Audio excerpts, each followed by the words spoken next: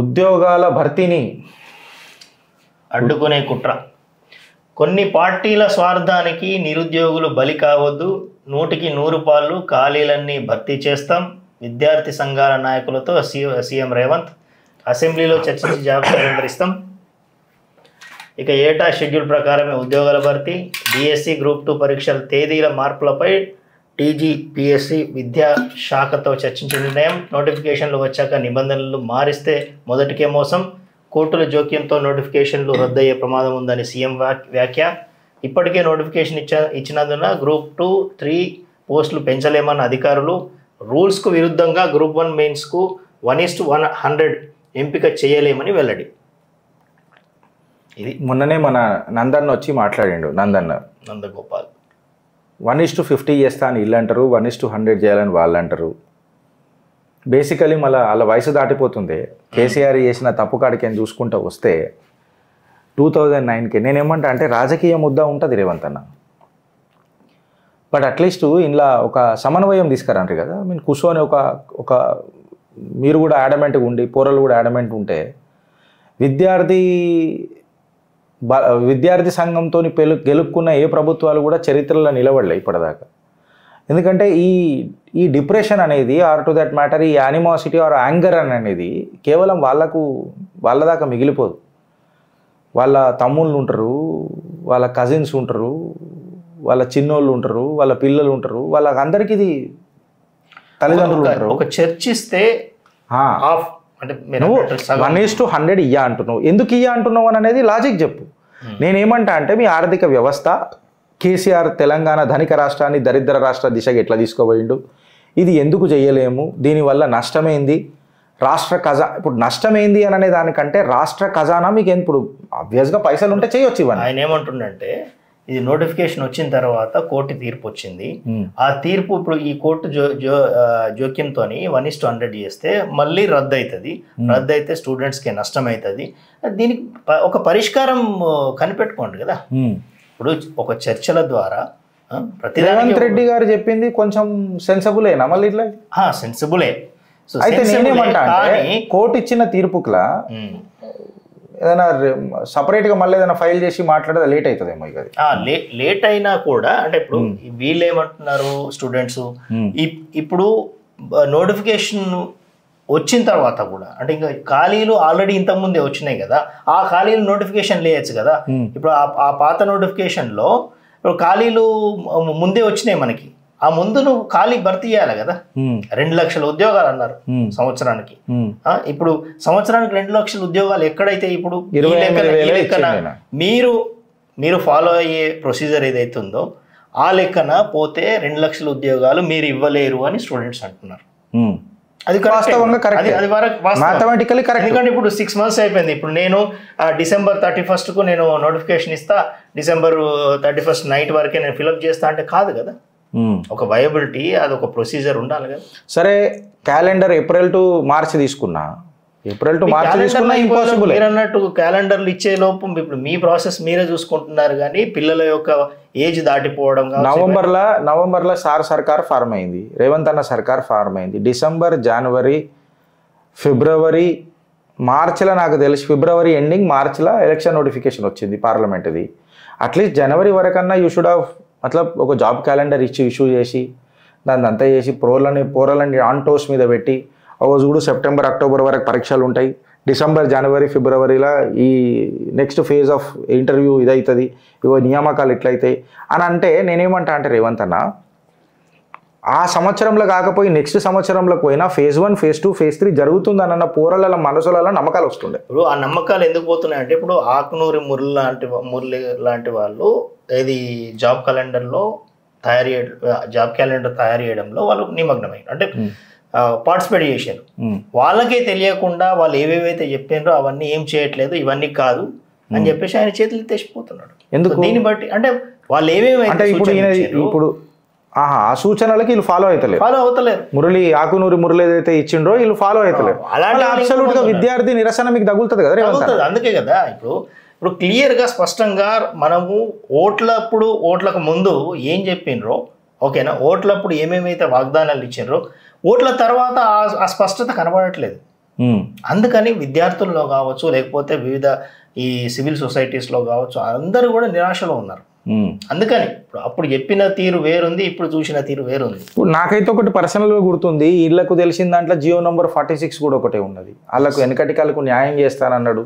పాపం వాళ్ళు కాళ్ళకు గజ్జలు కట్టుకొని ఇంటింటికి తిరిగి కాంగ్రెస్ పార్టీ గెలిస్తే మా జీవితాలు మారుతాయి అని చెప్పి తిరిగిండ్రు.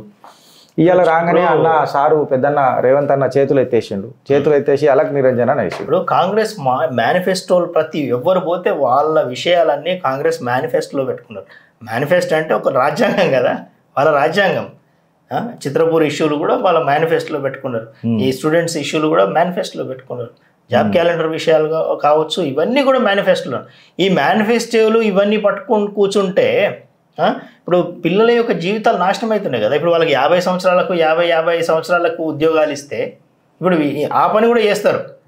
ఇప్పుడు వాళ్ళకి వయసు పెంచుతూ ఉంటారు. 60 సంవత్సరాలకి ఇచ్చి 62 సంవత్సరాలకి రిటైర్డ్ అండి. మళ్ళీ పెళ్లి కావాలి కదా వాళ్ళకి. భలే ఉన్నాయి. ఇప్పుడు జాబుకు పెళ్లికి ఇది లింక్ ఉంటుంది వీళ్ళకి. అంటే వెనకటికి అప్పుడు బాల్య వివాహాలు అని అన్నారు, ఇప్పుడు వృద్ధ వివాహాలు ఇట్లా మారుస్తారు అనమాట. కాంగ్రెస్ జై కాంగ్రెస్ అన్న, కాంగ్రెస్ రావాలి, మార్పు రావాలి, కాంగ్రెస్ రావాలి అని కోరుకున్నారు. ఒక మార్పులు జబర్దస్త్ జిందగీని మార్చేస్తారు. బతికేరి జిందగీ నా ములేగి దుబారా. ఇక్కడ ఇది రాసిండ్రు, కానీ ఎక్కడ కూడా పాజిటివ్ రాసుకున్నారు. What ever it may be positive ఉద్యోగాల బతికి అడ్డుకునే కుట్ర. ఇక్కడ ఎక్కడ కూడా నాకు ఒక న్యూస్ ఏం కనిపిస్తలేదంటే, ఇక్కడ కూడా చూడు ఎంతసేపు టీఆర్ఎస్ వాళ్ళు కొట్లాడుతున్నట్టే కనిపిస్తుంది తప్ప వరంగల్లో ఏబీవీపీ పోరలు అగ్గి మీద గుగ్గిలం చేసిరు దీని మీద. నేను అదే వాట్సాప్లో చూపిద్దామని చెప్పిన. పోలీసుల అత్యుత్సాహం కూడా ఏందన్నా, ఇది మా హక్కుల కోసం మేము కొట్లాడుకుంటే పోలీసు వాళ్ళది ఏందన్నా అని చెప్పి వాళ్ళు మాట్లాడుతుండే.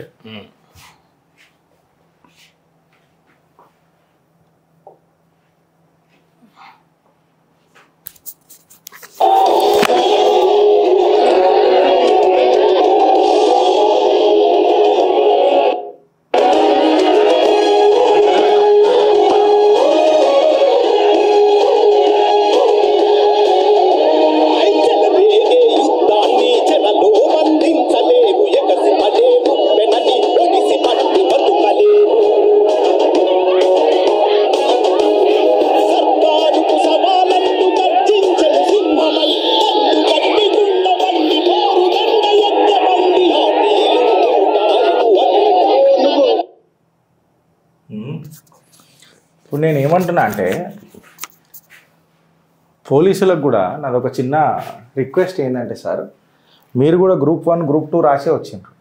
మీ టైంలో సకాలంలో నోటిఫికేషన్లు పడ్డాయి కాబట్టి మీ అదృష్టం పండింది, మీరు వచ్చిండ్రు.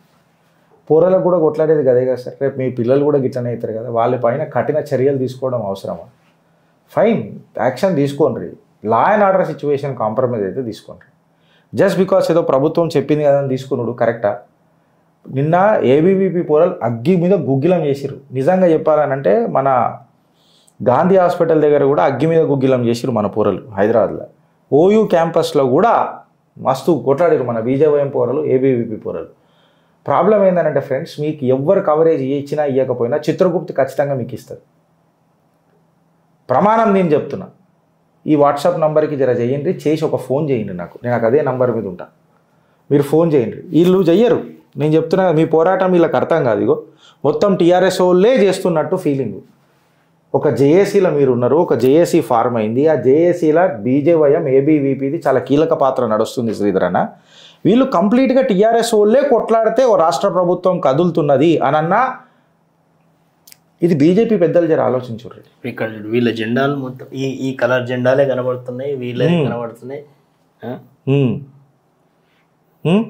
సెంటిమెంట్ల లెక్క. సరే దెబ్బలు తాకినాయి, నేను కాదనంటలేను, నాకు ఆ సింపతి ఉన్నది, అవి లేవని అంటలేను. కాకపోతే పోరల బీజేపీ పోరలు, మన బీజేపీ పోరల కంటే ఏబీవీపీ పోరలు కరెక్ట్గా యూజ్ చేయాలంటే బీజేపీ వర్డ్ వాడద్దు. ఏబీవీపీ పోరలు బీజేవైఎం పోరలు అయితే అగ్గి మీద కుగిలం చేస్తారు ఉద్యమాన్ని. మా హక్కులు మాకు ఫీజు రియంబర్స్మెంట్ మీద వరంగల్ పోరలు చేసిన లొల్లి మామూలుగా లేకుండా నిన్న రేవంత్ అన్న మీరే అన్నారు కదనే ఇస్తానని. వెనకటికి నుదినాష్టపోడు కేసీఆర్ ఇయ్యలే. అది మీరు ఇస్తే ఎంత మంచిగా ఉంటుండే అని ప్రజల ఆవేదన ఉన్నది కదా. మూసి శుద్ధి కంటే ఇప్పుడు ఇది ఇంపార్టెంట్ కదనే ఫీజు రియంబర్స్మెంట్ సర్టిఫికేట్ తీసుకోండి. కొత్తగా అడగట్లేదు కదా, మీరు చెప్పిన హామీలే. రేవంత్ రెడ్డి గారు ఏదైతే చెప్పినారో ఆ హామీలే అడుగుతున్నారు. అంతే. అంటే కొత్తగా అడుగుతలేరు. దానికి గాయ గతర ఎందుకే? ఫీజు రియంబర్స్మెంట్ ఇప్పుడు మూసి శుద్ధి అని అన్నారు. ఆ తర్వాత ఎవడు చూడొచ్చి ఎవడు చేయొచ్చు ఏం చేయొచ్చు, అట్లీస్ట్ పోరలకు సర్టిఫికేట్లు వస్తే ఆ సర్టిఫికేట్లు వచ్చిన వాళ్ళు ఉద్యోగాలు చేసుకుంటారు కదా. మేము టెర్రరిస్టులమా? కొలువులు అడిగితే కేసులు పెడతారా? ప్రభుత్వంపై నిరుద్యోగుల ఆగ్రహం. టీజీపీఎస్సీ వద్ద పోలీసుల ఇనుప గోడ, బూటు కాళ్ళతో గుడిలోకి వెళ్ళి మరీ విద్యార్థుల అరెస్టు, లైబ్రరీలు హాస్టళ్ల వద్ద ఆంక్షలు, దారిన పోయిన వారిని వదట్లేదు, అనుమానంతో భార్యాభర్తలు వీళ్ళు చాలా ఎక్కువ రాస్తారు. ఇప్పుడు ఈ పేపర్ వాళ్ళని ఎవరైనా మనం ఒకటి అడగవచ్చు. ఎందుకంటే మళ్ళీ మీరు ఒక తప్పు చేస్తున్నట్టే. విద్యార్థుల్లో ఉన్నటువంటి అన్ని సంఘాలను మీరు కనుక సపోర్ట్ ఇస్తే మీకు ఒక నిష్పాక్షం అంటే అందరూ మిమ్మల్ని మళ్ళీ ఇష్టపడడం స్టార్ట్ చేస్తారు. అంతేగాని మీ రాజకీయాలు చేస్తే ఇంకా హేళనకు గురవుతారు. అసలు ఇలా నమస్తే తెలంగాణ నేను ఒకటే అడుగుతాను, నమస్తే తెలంగాణకు నిజంగా రాసే నైతిక హక్కు ఉన్నదా? అసెంబ్లీ సాక్షిగా కేసీఆర్ ఏమన్నాడు? ఎట్లా ఇస్తారండి అన్ని ఉద్యోగాలు? ఎప్పుడన్నాం మేము? ఎప్పుడు ఇస్తాం? ఇచ్చే ప్రసక్తే లేదు. ఎప్పుడన్నాం మేము? అప్పుడు అన్నాము ఇంటికి ఉద్యోగం. సెకండ్ టైం మమ్మల్ని గెలిపించారు కదా, అంటే మీకు అది అవసరం లేదు కదా, మర్చిపోయారు కదా, ఎందుకు అడుగుతారు? వేస్ట్ మాట్లాడు. నీటును రద్దు చేయలేం, సుప్రీంకోర్టుకు కేంద్ర ప్రభుత్వం స్పష్టీకరణ. పెద్ద ఎత్తున అక్రమాలకు ఆధారాలు లేవు, మొత్తం పరీక్ష రద్దు హేతుబద్ధం కాబోదు, లక్షల మంది నిజాయితీ అభ్యర్థులు నష్టం, వేరెవ్వరుగా కేంద్రం ఎన్టీఏ అఫిడవిట్లు. నేను ముందు ఇది నీట్ మీద గిరీష్ నువ్వు మాట్లాడలే అంటారు, కానీ నేను మాట్లాడినట్టు నీట్ల తెలుగు రాష్ట్రాలలో ఎవరు మాట్లాడలే.